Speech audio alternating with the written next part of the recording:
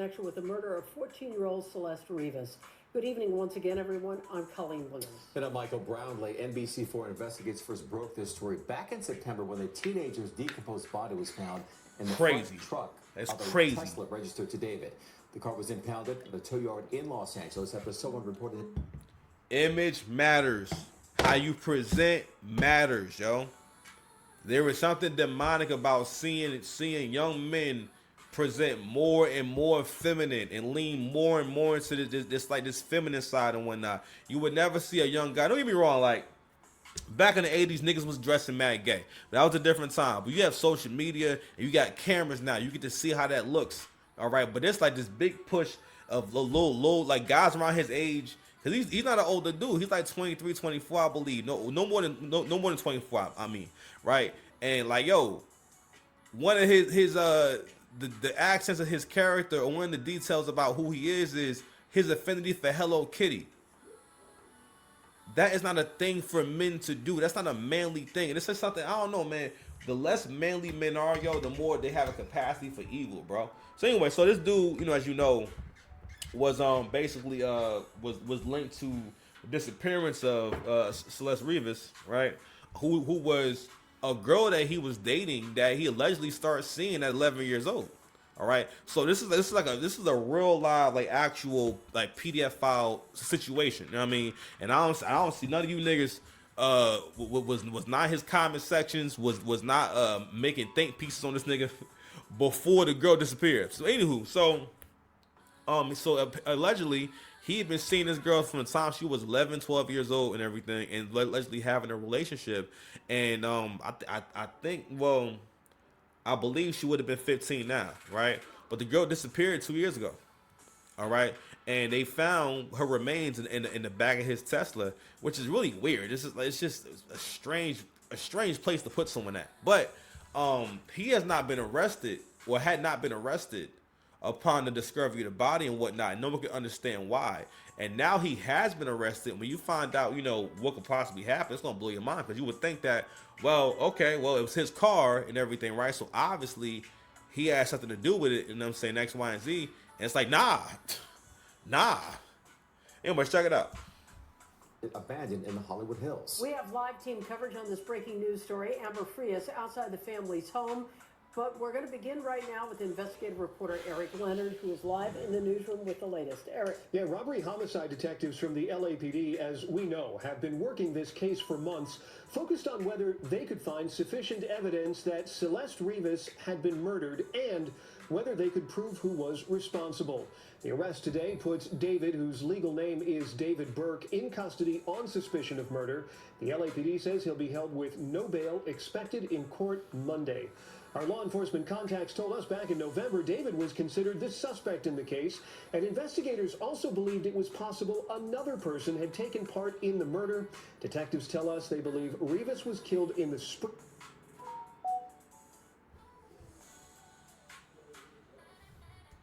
Two cadaver bags in the front trunk of that Tesla sedan registered to David that was impounded from the Hollywood Hills last September.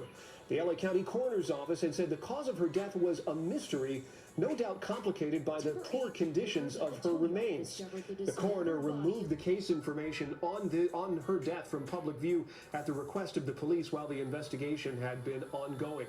Now, David has been out of sight for the last few months. The last we heard, he was staying with his family in Texas. And you'll remember his brother and his parents were ordered out to California to testify before a grand jury investigating the case in February. The LAPD tells us tonight the case will be presented to prosecutors for a criminal filing on Monday. We can also tell you that David was arrested in the Hollywood area without incident today on what detectives called a probable cause arrest warrant, which makes sense. That would be why they would be presenting the evidence in court to prosecute, or presenting the evidence to prosecutors Monday, expecting criminal charges to be filed shortly after. Back to you guys. All right, so Eric, thank you. And today's arrest. We're going to react to Academics. So Academics basically has this video where, babe, you gotta be quiet, okay? You dressed? Come here, Levi. So Academics is reacting to a video from TMZ, right? Where they're talking about basically the possible outcome of the Dave arrest, why it took so long, and what exactly is going on. All right, Levi, let me see you. You need to be fully dressed, Levi, and go put on some clean socks, okay? I don't know, Miss Ellis. I need you to get dressed, okay? Put the tablet down and get dressed, okay, babe? It's time to go. All right? All right. Where is it at? Where is it at? Okay, it's not here. All right, I gotta hit videos. So there is still the possibility that boy will be walking out. That's a possibility, actually. All right, so so spoiler alert, right? Where's that John at? So I wanted to just kind of play this video from TMZ. Relies on the police. If the DA is not ready to file charges and 4 days run out, then David walks free and LAPD has egg on its face. Yep. Yeah, but they could arrest him again later on. But yes, he would walk free. Oh, LAPD. Exactly. So that's the issue here. The district attorney has not filed a complaint or actually had like an official. There's no official complaint basically. Whenever you're arrested or brought in, a lot of times, usually if it's going to move forward, there's an actual complaint, and the case is like it's ready to go and everything, right? And of course, they don't always jump on cases. You know, they take their time, i.e., the Gucci and Pooh Shiesty thing and whatnot. They were not all arrested initially because, they were still doing the investigation. They had to get the evidence together, which is why they were able to lock them up. You know, and they all had to bond out. Because I believe you got to, if it's like an actual complaint, if it's like actually official, you do have to bond out. Whereas if there's no file complaint against you or there's no actual case against you, I believe when you get locked up, you can just leave. Most of the time, I believe. Now again, I'm not a legal expert. No, I'm not going to jail, so. You know what I mean? I'm just saying, but oh my God, I can't believe this. You know what I mean? My God, I can't believe this. Come on, man. Yo, I did the whole show in Chicago with the bean out. The bean out, First nigga. time going. The bean out, all right? So, I'm going to just play a little more. He is then going to point the finger at the DA. Okay, so it's going to be a political showdown. So LAPD look like they're going to have it out publicly in a PR level with the DA's office, but that's really interesting and really odd because for any municipality, especially a big city to run, the police department rely on the DA's office to get the criminals off the street. The police arrest them, they pass the cases to the DA prosecute them, put these people in jail. It's a handshake process. Levi? The DA usually relies on the police for really good investigation material, interviews, and all these things that are basically checking all these boxes that by the time they get a case, they have something with substantial amount of evidence to work off. So when they're now going to come out publicly, let's say the cops and say, hey, listen, we did our motherfucking job. These are the motherfuckers, they're not doing their job. They didn't charge these people. It's a mudslinging contest, and I wonder if that's going to then kind of erode into maybe other cases unrelated, right? Man, And the DA... So everybody go get your rap on.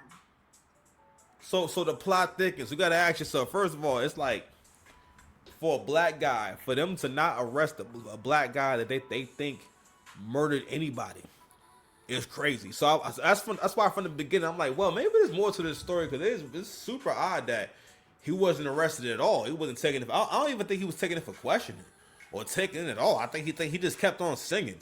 You know what I mean? He just kept on playing with his Hello Kitty vibrator and everything, and just just kept on doing, you know what I mean? What he wanted to do. You know what I'm saying? He just says, make sure your vibrator, girls, make sure your vibrator is the same color.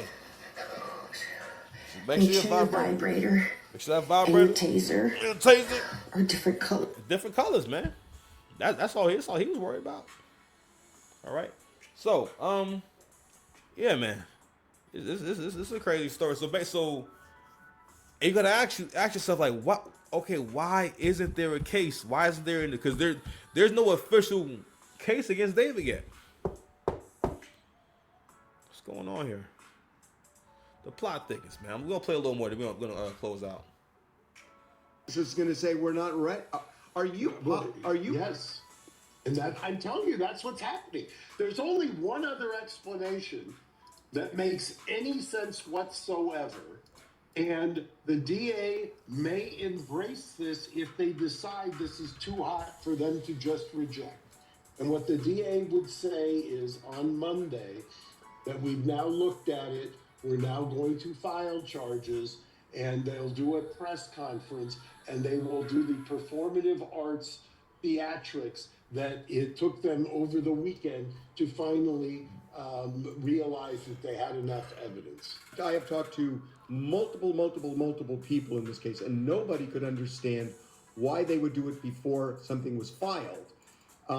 And you're right, it's becoming the only viable answer that they just got frustrated and wanted to arrest this guy. Correct. They're sitting here saying we're now into April. Okay. You already punted us into 2026. We're not going to be deterred here, and you're going to have to figure out your escape strategy, which is, by the way, as we're taping this on Friday afternoon, and they'll come out and deny it on Monday. But I know for a fact they're all meeting right now. As we're taping this on Friday afternoon, there is an all-hands-on-deck meeting in the DA's office. And an all-hands-on-deck meeting to figure out what the hell they're going to do because this guy's in, right. and he could get out on Monday. Yep. Now it's so like convoluted a little bit because I feel like just hearing the story, we're like, all right, this guy was a little bit odd. Like this chick was young. Like clearly she was running away from her family. She was with him a lot. You know, based on everything we've seen, I don't think there's like exactly hard evidence that he did it, but like, it's one of those things where it's like, if there's smoke, there's probably some fire. I'm gonna leave right there, man. So that's a quick little morning show, man. So we'll see what happens with that, man. Y'all have a good day. I'm gonna try to upload that, you know what I'm saying, today.